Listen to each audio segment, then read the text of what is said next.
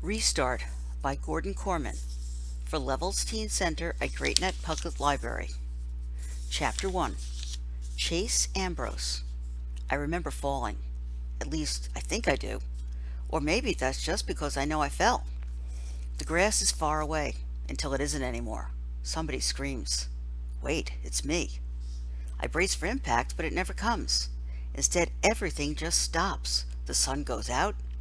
The world around me disappears. I'm being shut down like a machine. Does this mean I'm dead? Blank. The light is harsh, fluorescent, and painful. I squeeze my eyes shut, but I can't keep it out. It's an explosion. Voices are babbling all around me. You can't mistake the excitement. He's awake! Get the doctor! They said he'd never... Oh, Chase! Doctor! I try to make out who's there, but the light is killing me. I thrash around, blinking wildly. Everything hurts, especially my neck and left shoulder.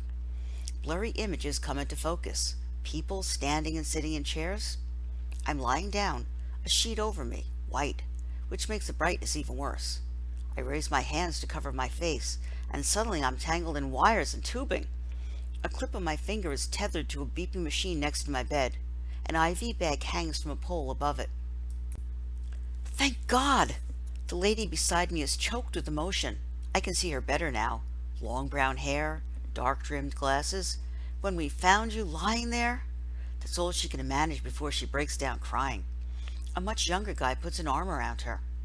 A white-coated doctor bursts into the room. "Welcome back, Chase," he exclaims, picking up a chart from a clipboard at the foot of my bed. "How do you feel?" How do I feel? Like I've been punched and kicked over every inch of my body. But that's not the worst part. How am I supposed to feel when nothing makes sense? Where am I demand. Why am I in a hospital? Who are these people? The lady with the glasses gasps. "Chase, honey?" she says in a nervous voice. "It's me, Mom." Mom? Doesn't she think I know my own mother? "I've never seen you before in my life," I bluster. My mother is... And that's when it happens. I reach back for an image of Mom and come up totally empty. Ditto Dad or home or friends or school or anything. It's the craziest feeling. I remember how to remember, but when I actually try to do it, I'm a blank. I'm like a computer with its hard drive wiped clean. You can reboot it and the operating system works fine, but when you look for a document or a file to open, nothing's there. Not even my own name. Am I Chase? I ask. While my other questions sent murmurs of shock around my hospital bed, this one is greeted with silent resignation. My eyes fall on the chart in the doctor's hands. On the back of the clipboard is written, Ambrose, Chase. Who am I? "A mirror!" I exclaim. "Somebody give me a mirror." "Perhaps you're not ready for that," the doctor says in a soothing tone. The last thing I'm in the mood for is to be soothed. "A mirror!" I snap. The lady who calls herself Mom fumbles inside her pocketbook and hands me a makeup compact. I open it up, blow away the loose powder, and stare at my reflection. A stranger stares back at me. Amnesia. That's what Dr. Cooperman says I have. Acute retrograde amnesia. The loss of all memory prior to a certain event. In this case, me taking a swan dive off the roof of our house. I know what amnesia is, I tell him. So how come I remember a random word like that, but I can't remember my own name, or my own family, or why I was climbing on the roof? That I can answer, supplies the younger guy, who turns out to be my older brother Johnny, a college student home for the summer. Your room has that dormer window. You just open it up and crawl out into the eaves. You've been doing it as long as I can remember. And did anybody warn me I might break my neck? Only since you were 6, my mother puts in. I figured if you survived this long, it was time to stop worrying. You were such an athlete. Her voice trails off. Amnesia can be an unpredictable thing, the doctor informs us, especially with a traumatic injury like this one. We're just starting to understand which parts of the brain control which life functions, but for all we know, it has nothing to do with geography. Some patients lose long-term memory, some lose short-term memory. Others lose the ability to transfer from short-term to long-term. In your case, the damage seems to be totally confined to your sense of who you are and what's happened in your life up to this point. Lucky me, I say bitterly. Cooperman raises an eyebrow. Don't knock it. You remember more than you realize. You can walk and talk and swallow and go to the bathroom. How'd you like to have to relearn everything, even how to put one foot in front of the other? The bathroom part is definitely an upgrade. They say I was in a coma for 4 days before I woke up. I can't say how the bathroom side of things was taken care of during that time, but I'm pretty sure I had nothing to do with it. Maybe I'm better off not knowing. The doctor checks a few readings on my monitor, making notes on my chart, and then regards me intently. Are you absolutely certain you can't remember anything at all from your life before you regain consciousness? Once again, I peer back into the nothingness. That's where my memory is supposed to be. It's like reaching into a pocket for something that should be there but isn't. Only that something isn't keys or a phone, it's your whole life. It's bewildering and frustrating and terrifying at the same time. Try harder, I push myself. You didn't just whoosh into being when you came out of that coma. You're in there somewhere.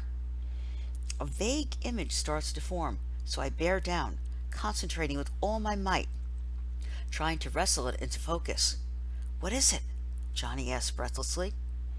As the details sharpen into view, I see a little girl, maybe 4 years old, wearing a blue dress with white lace. She seems to be standing in some kind of garden. At least she's surrounded by greenery. Well, there's this girl, I begin, struggling to keep the picture in my head. Girl? Cooperman turns to my mother. Does Chase have a girlfriend? I don't think so, Mom replies. It isn't like that, I insist. This is a little kid. Helene? My mother asks. The name means nothing to me. Who's Helene? Dad's kid, Johnny supplies. Our half-sister. Dad? Sister? I search for a connection between these words and the memories they should trigger. My mind is a black hole. There might be a lot in there, but it can't get out. Are the two of them close? Cooperman inquires. Mom makes a face. Doctor, after the accident, my ex-husband came to shout and accuse and punch the emergency room wall. Have you seen him here since then? While his son lays in a coma? That should give you an idea of the relationship between my boys and their father and his new family. I don't know any Helene, I volunteer. But you can't go by me because I don't know anybody. This is just a little blonde girl in a blue dress with white lace. Kind of dressed up, like maybe she's going to church or something. But why I remember her and nothing else, I can't tell you. Definitely not Helene, Mom concludes. She has dark hair like her mother. I turn to the doctor. Am I just crazy? Of course not, he replies. In fact, this little blonde girl suggests that your memory isn't gone at all. It's only your ability to access it that's been damaged. I believe that your missing life will come back to you, or at least some of it will. This girl might be the key.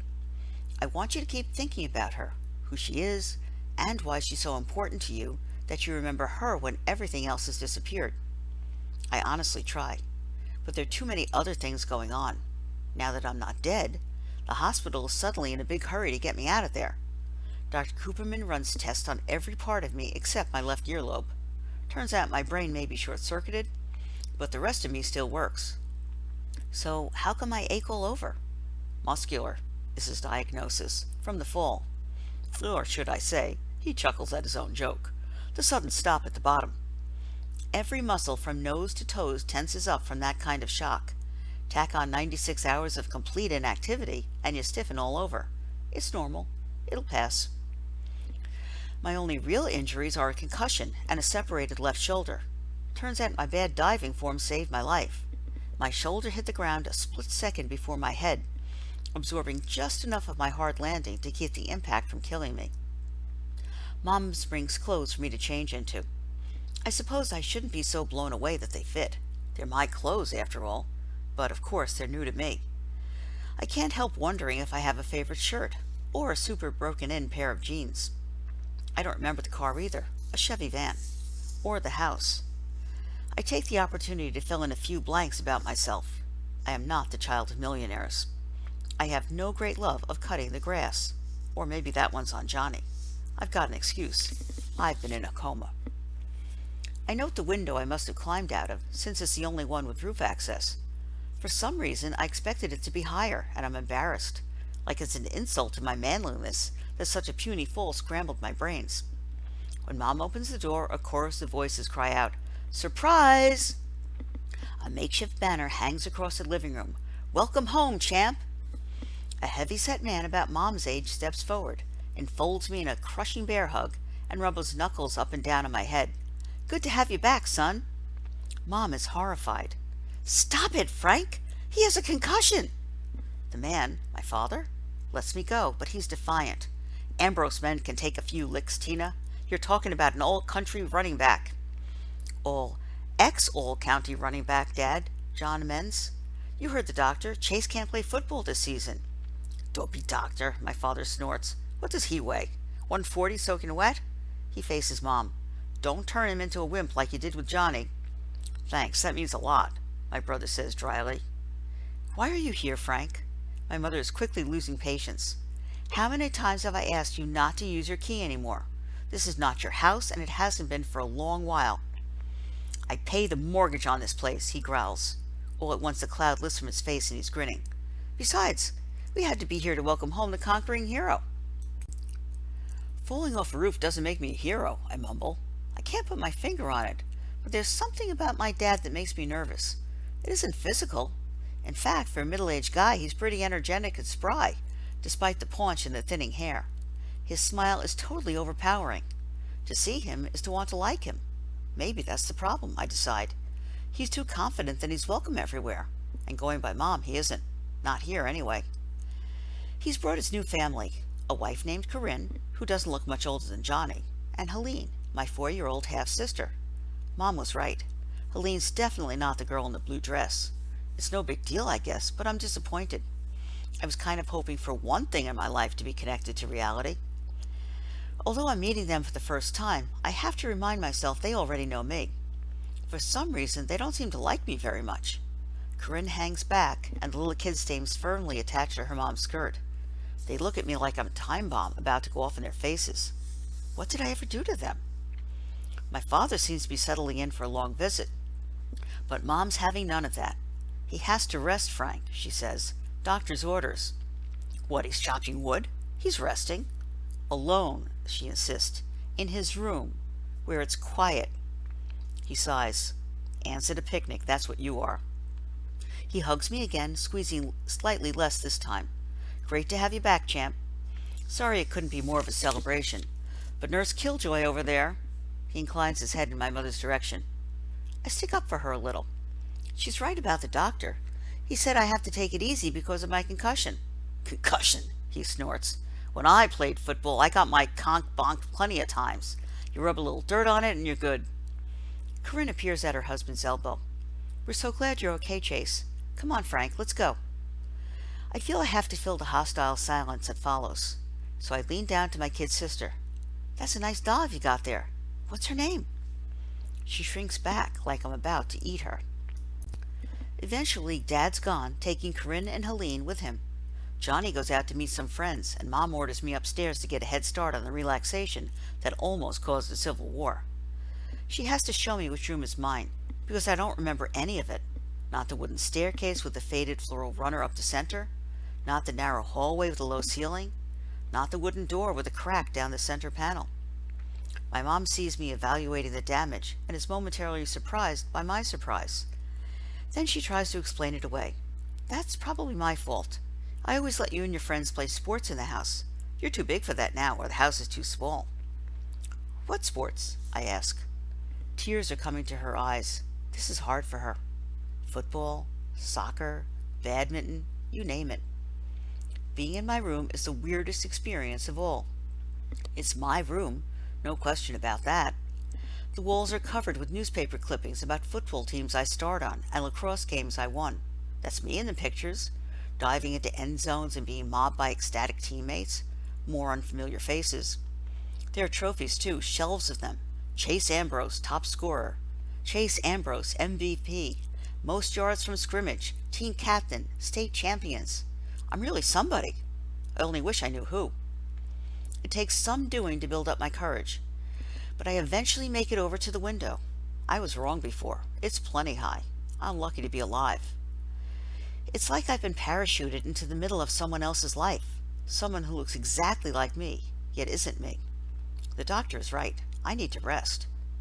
I sit down on the edge of the bed, my bed. There's a phone on the nightstand, the screen cracked.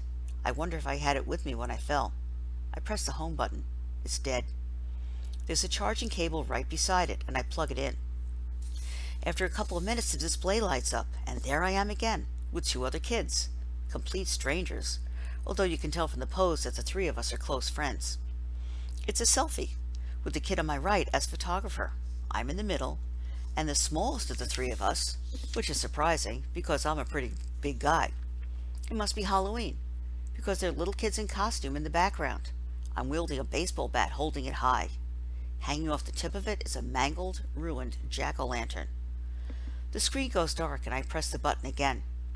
The image of the triumphant pumpkin bashers reappears. I can't take my eyes off of it. All three of us wear wild, gleeful, unholy, cake-eating grins. What kind of person am I?